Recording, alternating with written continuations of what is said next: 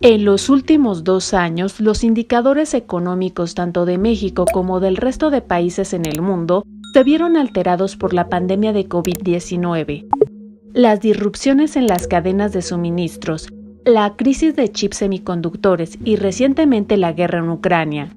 Ante el panorama actual y pese a los pronósticos que mostraban esperanza de recuperación, los datos muestran que hay un estancamiento económico, una desaceleración del crecimiento del PIB y un posible vislumbre de recesión. El doctor José Ignacio Martínez Cortés, coordinador del Lansen UNAM, explicó que el país está atravesando por un proceso de desaceleración al mismo tiempo de un estancamiento económico y elevada inflación, lo cual se conoce coloquialmente como estanflación.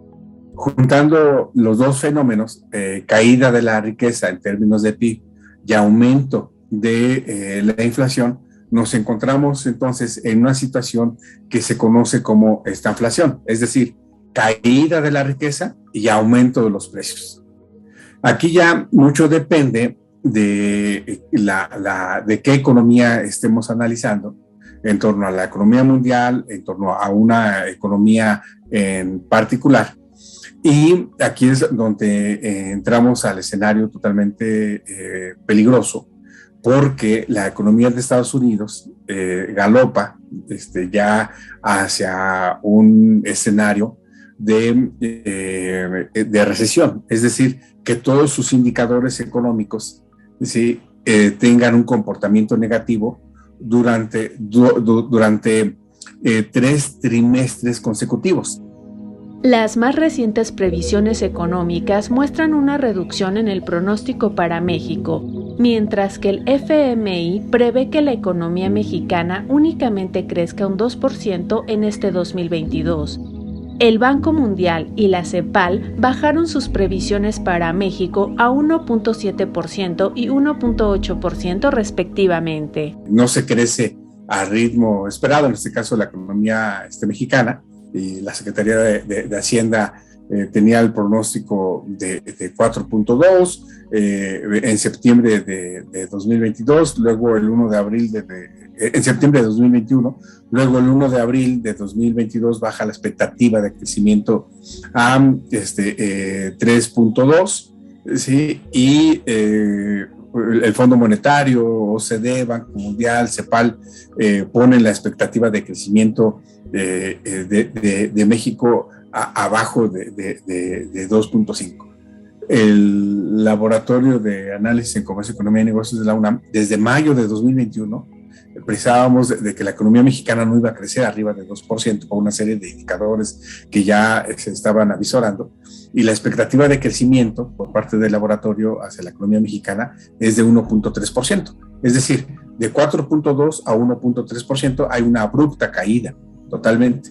Y por supuesto no se estaría alcanzando el crecimiento, la meta de crecimiento que había dicho el presidente de 4% durante sus sexenios, ¿no? Eso ya está fuera de la realidad. Al mismo tiempo, la relación comercial con Estados Unidos podría complicar el panorama económico de México.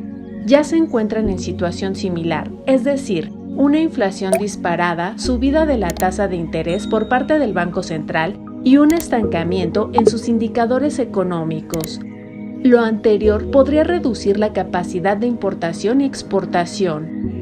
El coordinador del Lansen comentó que si se revisan los microindicadores en México, sí es evidente el riesgo de entrar a una recesión. Sin embargo, enfatizó que de forma técnica, este año no habrá una recesión, debido a que los indicadores económicos que se reportarán del segundo trimestre del 2022 no serán todos en negativo.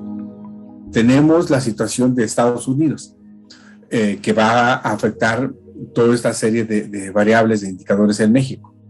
En Estados Unidos, el 37% del PIB de México depende del comportamiento del consumo de Estados Unidos en materia de exportaciones.